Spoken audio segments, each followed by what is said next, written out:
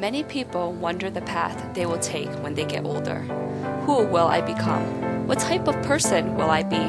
I've asked myself these questions growing up many times. I wasn't always sure about what I wanted to do. There are many paths that one could take.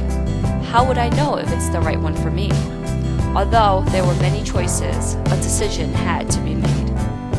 The moment that changed my life started when I was 20 years old as a first grade after-school counselor.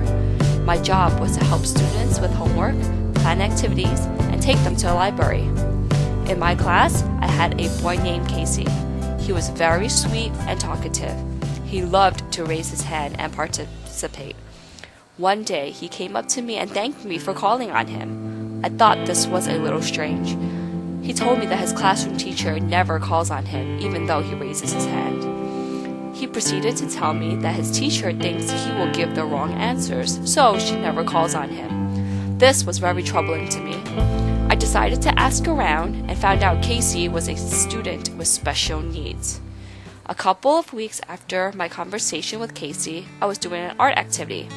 I told the class I only had 3 primary paint colors: red, blue, and yellow. I asked the class, how can I make other colors? Some students raised their hands and answered, you mix them. I asked, what colors do you think will make orange? The only student who knew and raised his hand was Casey. He said red and yellow. I told him that was correct and showed the class how mixing red and yellow made orange. Casey had the biggest smile on his face when I told him he was correct. At that moment, I knew I had to learn more about students with special needs. After graduating with my bachelor's, I went on to graduate school. There was a great need for special education teachers, and that made me think about Casey and all the Caseys out there.